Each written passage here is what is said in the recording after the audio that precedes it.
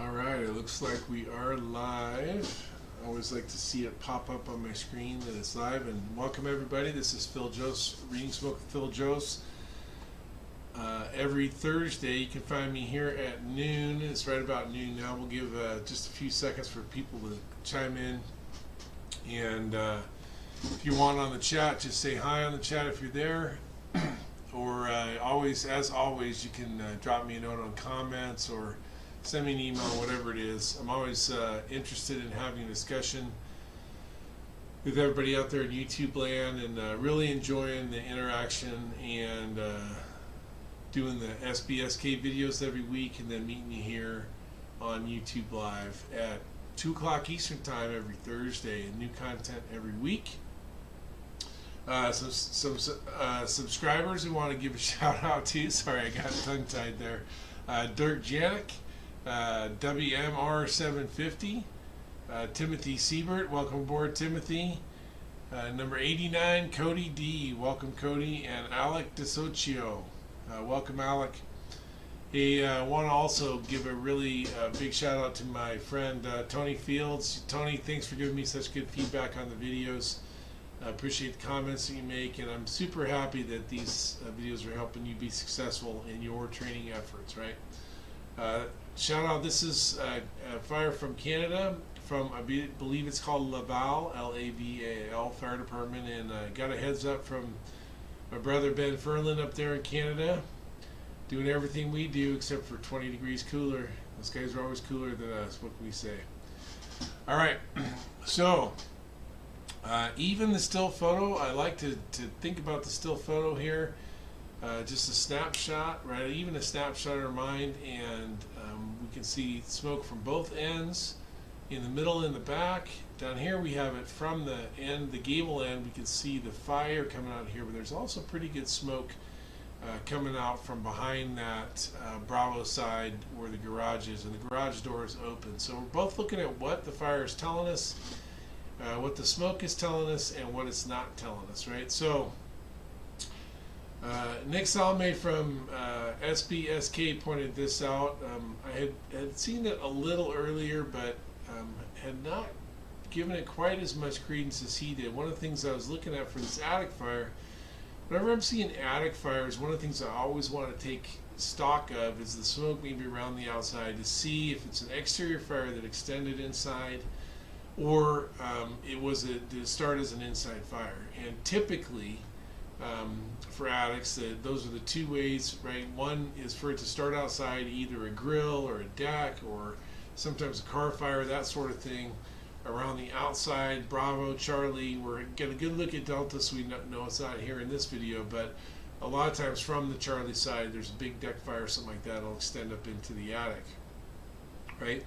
And that's a little bit different from when we have a fire on floor 2, say one of these bedrooms catches fire, and then it extends up to the attic, primarily because of the smoke and the exposure to the occupied spaces, right? So an exterior fire that comes in is not going to get smoke as quickly into the occupied spaces as an inside fire that extends up into the attic, okay?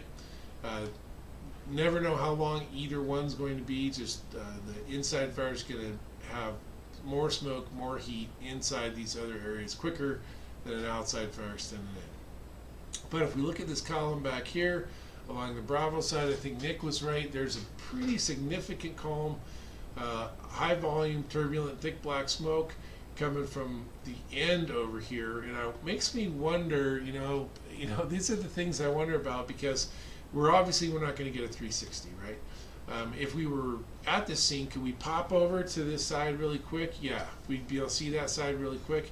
I don't know, because of the fencing and stuff, I don't know if you can get all the way around quickly, but certainly we could get a 3-sided view, a 270. Maybe we can pop to the back and see what's going on. But right over here, and with this exterior garage, so the garage door is open, they have this lean-to garage here. I'm wondering if there isn't something like that over on this Bravo side where this fire is, but that's a pretty significant column of smoke. And notice that it's not accompanied with smoke coming out of the garage, right? It's not coming out of the garage, it's from the outside, And then, so it's a really good chance that this is exterior fire, either Bravo, or there's some of that smoke is coming from Bravo, from the Charlie side.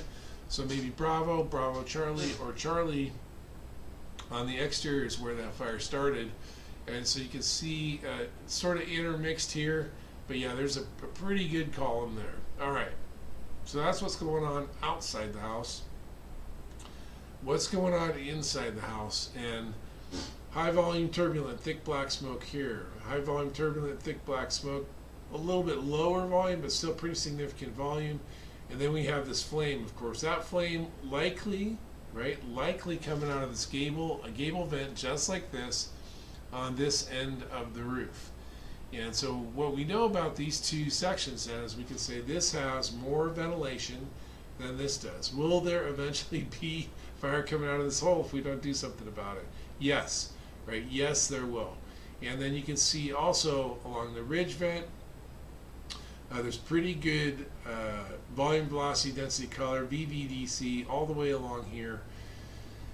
And it's pretty significant as we look at the attic space, right? So that's a probably, right, I'm looking at the construction, that's probably a fairly small triangle space with some sort of pony wall system going on in here for these dormers, right? There's probably 3 bedrooms or 3 rooms just like this, or 3 dormers just like this on the back side. There could theoretically be a lean-to roof out there, a shed type roof out there, but it's probably 3 dormers just like this on the back side of this place. And we're looking at these dormers. Okay, so we've nailed this smoke down here. This is on the outside of the building, and possibly over here on the Charlie, and that's probably the source of our fire. We definitely now have a fire in this triangle spaced attic with good ventilation down here. Ventilation limited on this end, but still plenty of fuel, right? Harkens back to the last week's discussion about as this superheated smoke is coming down here, it's picking up all the off-gassing and there's no oxygen available, so it's very dense, right? Turbulent, thick black smoke. All right, so what else are we looking at? Very simply, we want to look at these dormers, both from the smoke perspective and to check out the windows. Let's roll the video back and we will start it again. And notice there is smoke coming out around all 3 of these gables. It's pushed out around the edges, right?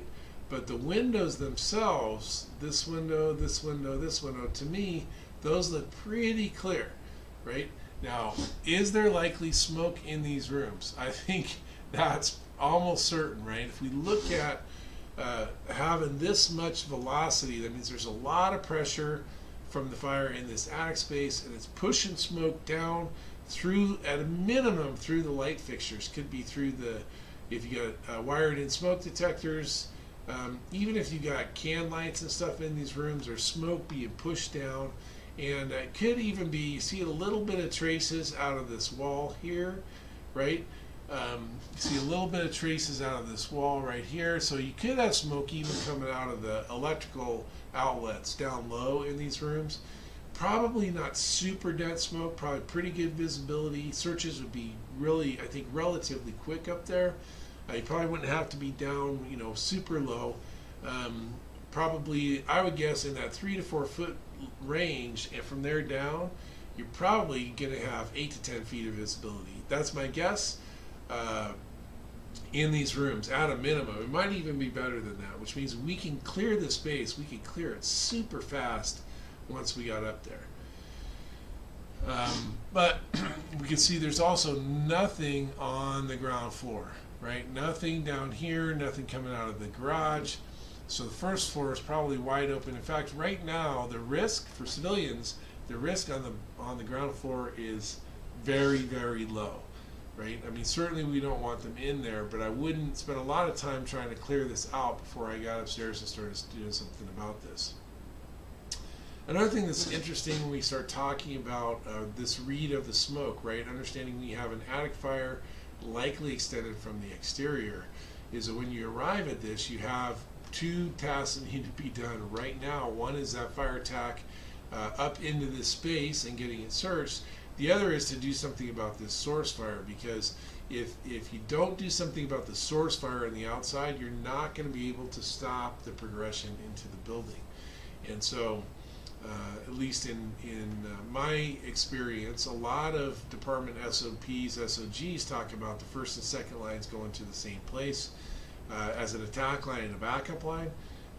That may or may not work out here. You might need one here and one here, or if you arrive with limited staffing, maybe you have to handle one before you handle the other, right? But they both need to get handled in this case, right?